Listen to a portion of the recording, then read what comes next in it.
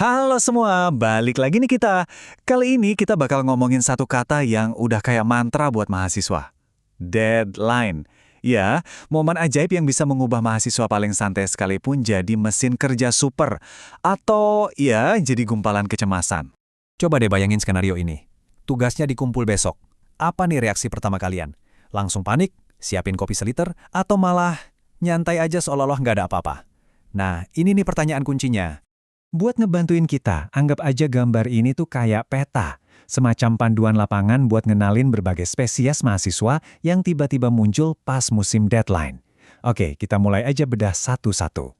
Oke, kita mulai dari kelompok yang pertama nih. Para penunda. Mereka ini adalah master yang nungguin sampai detik-detik terakhir. Tapi jangan salah, gaya mereka nunda itu beda-beda banget loh. Yang pertama, ini dia. Sang legenda dunia perkuliahan, si sistem kebut semalam, alias SKS.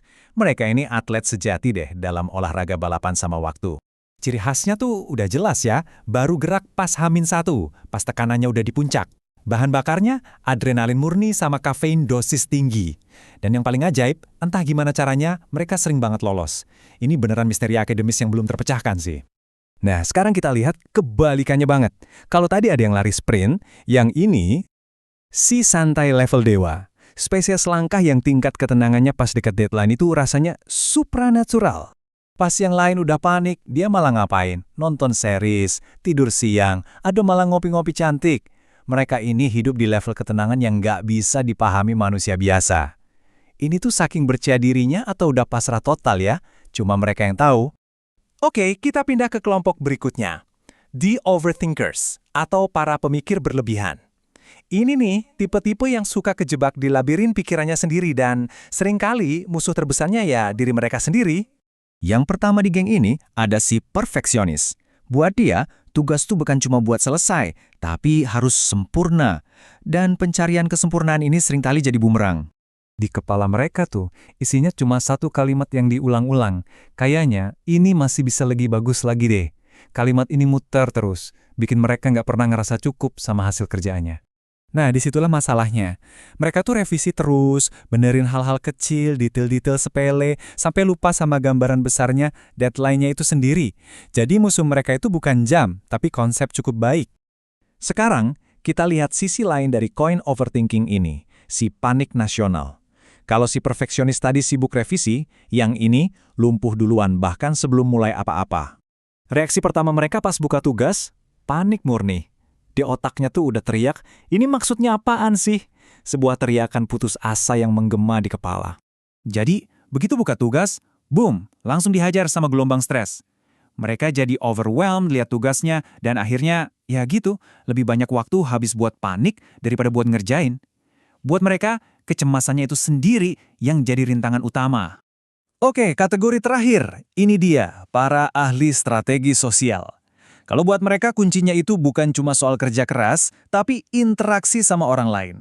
Yang ini sih saya yakin kita semua kenal ya. Si nebeng temen. Ini bukti hidup kalau networking itu emang penting di kampus. Dan ini dia, mantra andalan mereka. Kalimat sakti yang pasti pernah kita dengar, bro, kirimin tugas dong. Simple, to the point, dan seringkali manjur. Jadi skill utama mereka tuh bukan ngerjain tugas, tapi minta tugas. Udah ahli banget deh dalam seni salin dan edit sedikit.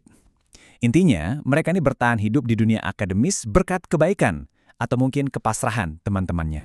Dan akhirnya, yang terakhir, yang paling misterius dari semuanya, si hilang saat deadline.